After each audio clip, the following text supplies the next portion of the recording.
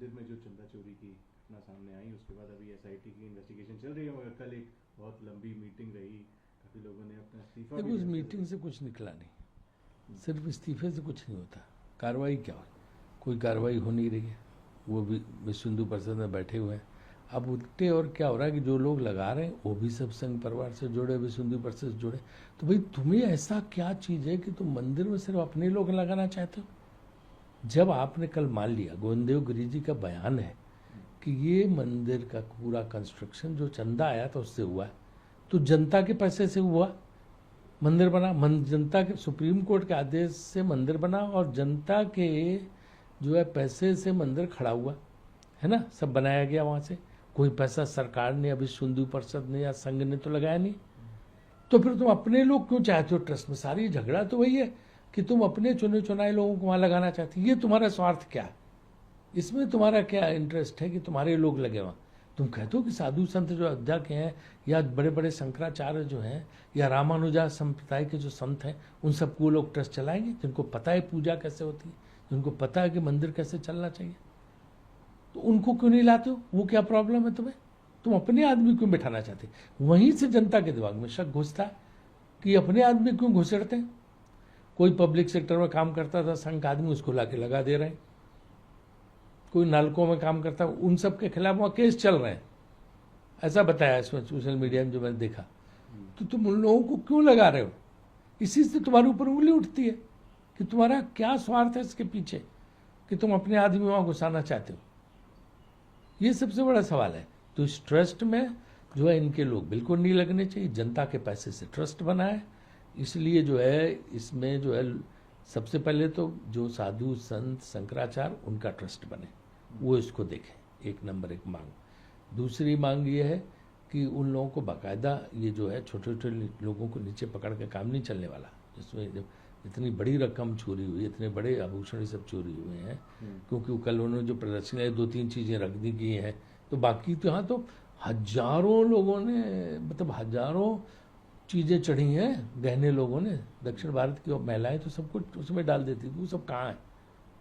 तो बड़ा लंबा चौड़ा खेल हुआ है। तो इसलिए इसमें बहुत ज़रूरी है कि जो है एक तो ट्रस्ट इन लोगों का ना बने। दूसरी चीज़ ये है कि इन लोगों पे मतलब बड़े बड़े लोग हैं, उनका पता लगा कि उन पर कार्रवाई होनी चाहिए, है ना। और ये जो इस तरह से बचा के गए नहीं, वो तो बहुत ही जो है बड़ी आदमी उनको छोड़ दिया, भी बड़ी आदमी उनको छोड़ दिया। नहीं, वो तुम्हारे सर्टिफिकेट देने से क्या होता है? तुम ही चोरी कर रहे हो, तुम ही जांच कर रहे हो और तुम ही आदेश दे रहे हो कि क्या हो। तो ये तो बड़ी अजीबोगरीब बात है। इससे जनता का विश्वास नहीं अर्जित होगा। जनता में भारी क्षोभ है, भारी दुख है, भारी आक्रोश है कि जब इन्होंने भगवान राम का मंदिर नहीं छोड़ा, कहीं कोई जो है भाजपा अध्यक्ष के सामने हनुमान जी को नचवा रहा सड़क पे। ये कोई बात ही? हनुमान जी ऐसे महावीर विक्रम बजरंगी कुमति निवार सुमति के संगी, तो इन पे तो कुमति आ गई है। हनुमान जी को नचा दिया, सुमति है ही नहीं। कोई कर सकता है? और किसी दल के पार्टी वाले ने कर दिया होता, उन्होंने सर खा लिया होता, उसका हंगामा कर दिया होता कि हनुमान जी का अपमान, हनुमान जी का अपमान। और तुम ये क्या करते हो? तुमको लाइसेंस मिला है हिंदू देवी देवताओं को बेइज्जत करने का? सर बात कर लेते हैं यहाँ पे चंपत राय की। काफ़ी कुछ दिनों से हम देख रहे थे चंपत राय की इस्तीफे की बात हो रही थी, फिर उन्होंने इस्तीफा दिया। अब आज पहली बार उन्होंने पब्लिकली एक स्टेटमेंट अपना रखा। उन्होंने कहा कि मेरे ऊपर अनर्गल आरोप लगाए हैं, मैंने एक मौन व्रत धारण किया हुआ है और जब तक एसआईटी की इन्वेस्टिगेशन कंप्लीट होगी उसके बाद मैं हर आरोप का जवाब दूंगा। उन्होंने एक पत्र लिख के, तो सबसे बड़ा शब्द तो जो उन्होंने गलत बोला कि अनर्गल आरोप लगाए। भैया ये किसने लगाए? तुम्ही ने कबूल किया ना कि यहाँ से चोरी हो रही है, और जो है हम जो है बरामद कराने गए थे, और ये वो जब बातें खुलने लगी तो जब ट्रस्ट जो नीचे लोग बैठे थे उन्होंने कुछ लोगों ने हंगामा किया कि समय तो पैसा चोरी हो रहा, तो तुमने मान लिया ना।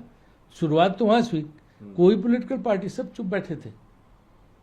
हम ही ने प्रेस कॉन्फ्रेंस तब की जब एफआईआर हो गई।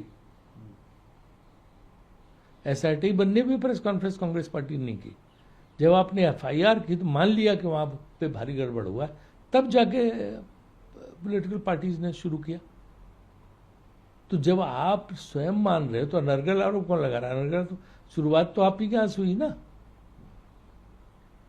से बात कर लेते हैं उत्तर प्रदेश के ही मुख्यमंत्री योगी आदित्यनाथ, जिस तरीके से अपोजिशन का अटैक जो चंदा चोरी हुई है उस पर है, उसके बाद अब योगी आदित्यनाथ ने सवालिया निशान उठाया कि वक्फ बोर्ड की जो लैंड इंक्रोचमेंट होती है उसके ऊपर कांग्रेस या देखिए समाजवादी पार्टी क्यों नहीं उठा? कोई देखो, जहाँ वक्फ बोर्ड या किसकी अगर कोई कुछ है गड़बड़ी तो सब बोलते हैं, और संसद में कानून भी पास कर दिया उनके खिलाफ, वक्फ बोर्ड के खिलाफ। अब क्या बाकी रहा?